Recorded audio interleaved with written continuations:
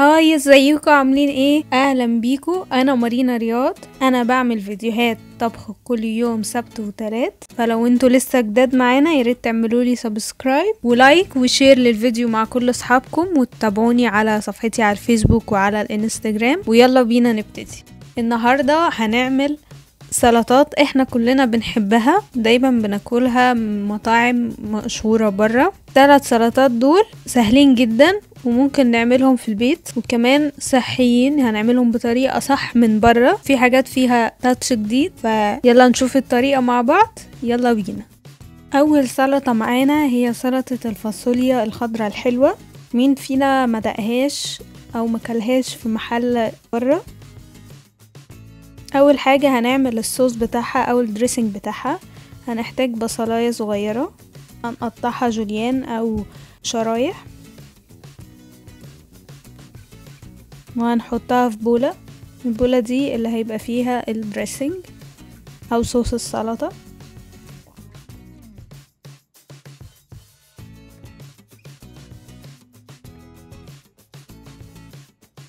بعد كده هنحط خل. كل المقادير على فكرة هحطها في صندوق الوصف تحت.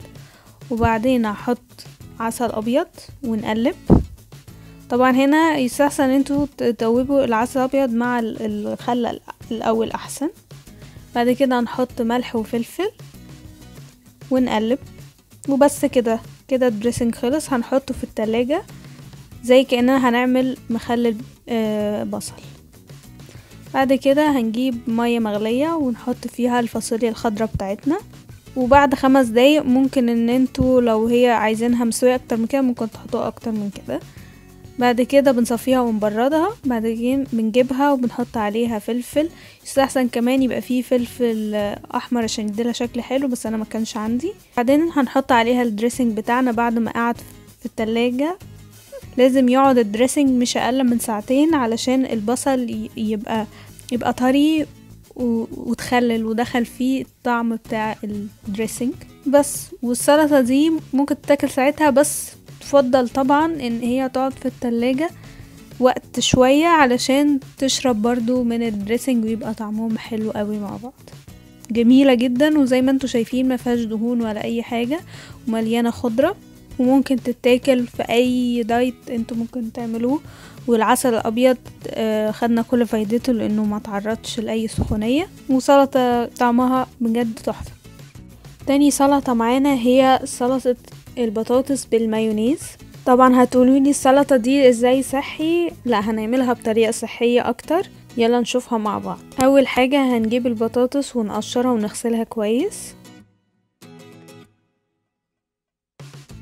ونقطعها مكعبات متوسطة، ولا هي صغيرة ولا كبيرة زي ما انتوا شايفين كده. بس بعد ما نقطعها كلها هنجيب مية في حلة عادية ونحط فيها البطاطس. بس بعد 15 دقيقة نتشك عليها لو هي طرية. احنا مش عايزينها طرية قوي ولا عايزينها مش مستوية. بعد كده هنجيب بسلة وجزر برضو هنحطهم في مية مغلية لمدة 5 دقايق. بعد كده هنعمل دريسنج. هنجيب زبادي، انا هنا مستعمله زبادي لايت، ممكن تستعملوا اي زبادي. بعدين هحط معلقه مايونيز، هنا المايونيز هيدي طعم من غير ما نحتاج كميه كبيره. وبعدين عسل، وبعدين عصير ليمون وملح، ونقلب كويس كويس زي ما يبقى صوص زي المايونيز معانا.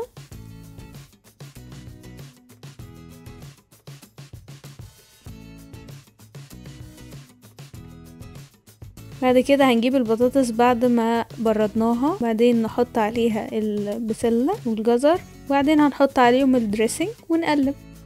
ميزة السلطة دي ان البطاطس مفيدة جدا وهي مسلوقة، فانا عملت حركة ان البطاطس بتبقى مفيدة قوي لو هي معاها بروتين، فاحنا حطينا عليها زبادي، ده عنصر البروتين معاها، وكمان فيتامين سي اللي هو في الليمون. فكده البطاطس هناخد فيها اقصى استفادة وهتكون صحية جدا وتنفع تبقى بديل للرز لان هي نشوياتها عالية، فما تاكلوهاش جنب نشويات تاني. هي والبسلة والجزر هما نشويات اوريدي، فده ينفع بديل حلو قوي وجديد بدل المكرونة والرز جنب الاكل، وفي نفس الوقت خضار.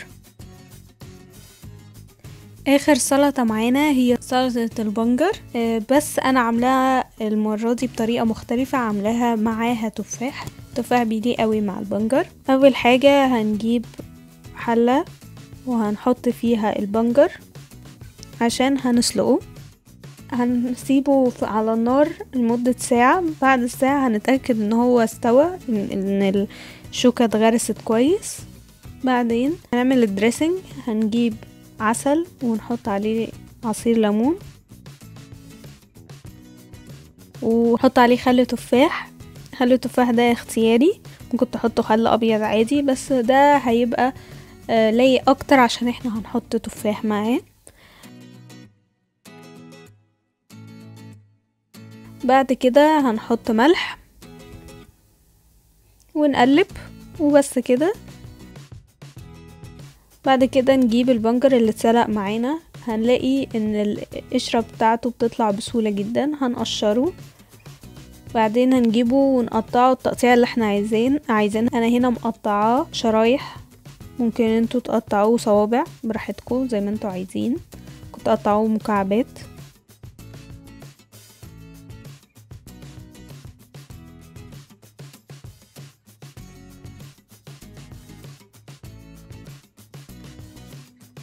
بس كده. وهجيب تفاحية، انا هنا مقشراها علشان القشر ما كانش في دلوقتي تفاح في السوق القشر بتاعه ناشف وعليه زيت كده ومواد مش حلوة، فانا قشرتها. بس يستحسن طبعا بالقشر عشان بيبقى فيه الافادة اكتر، ويستحسن التفاح ما يكونش مسكر قوي.